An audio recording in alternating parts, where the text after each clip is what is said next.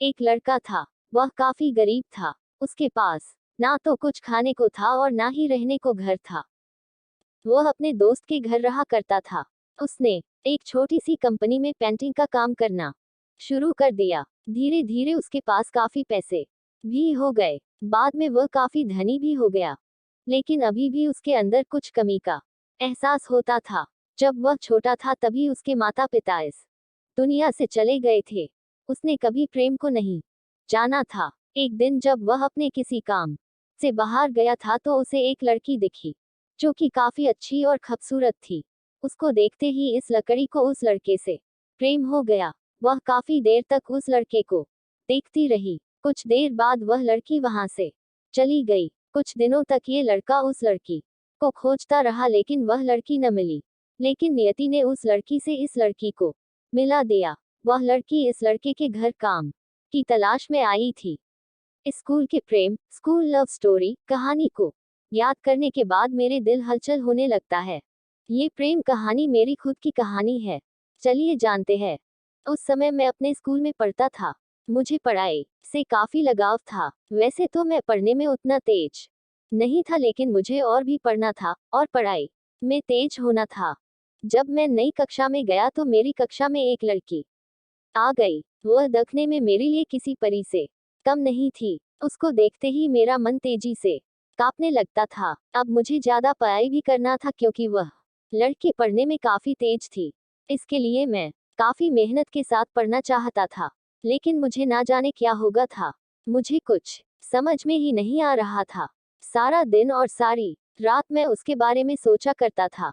उसके बारे में सोचकर मुझे अच्छा भी लगता था। लेकिन जब मैं पढ़ाई के बारे में सोचता था तो मुझे बहुत ज्यादा गुस्सा आता था। मैंने एक बार सोचा कि इसके बारे में मैं अपने दोस्तों से कहूँ लेकिन मेरी हिम्मत नहीं होती थी। इसी सब के चक्कर में रह गया और मेरी कक्षा का पहला परीक्षा सामने आ गया। मेरी तैयारी कुछ भी नहीं हुई थी। जब मैं परीक्षा के लिए अपनी कक्षा में गया तो मुझे खुद पर काफी गुस्सा आ रहा था। तभी मैं क्या देखता हूँ कि वह लड़की मेरी ओर आ रही थी।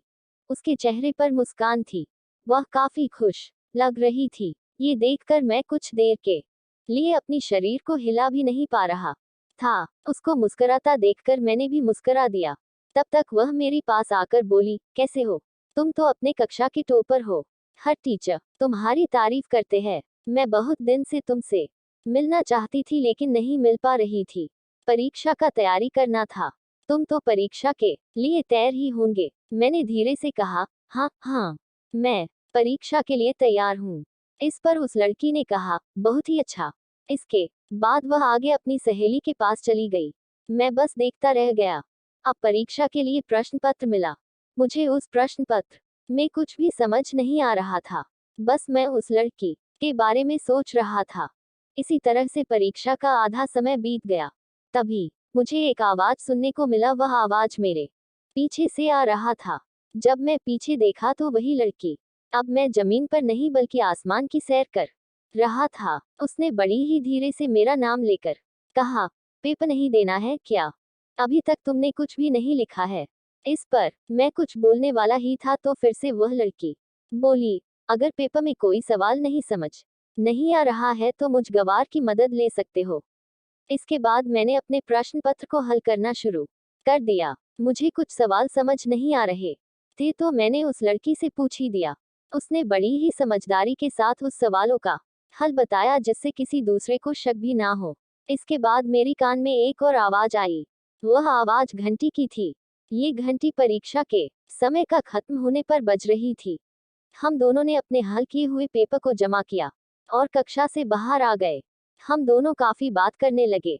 इसके साथ ही इस समय में हमें लंच भी करना था। हम दोनों ने पहली बार अपनी लंच को बांटकर खाया। अब मैं सोच रहा था कि मैं सपना देख रहा हूँ या ये सब हकीकत है।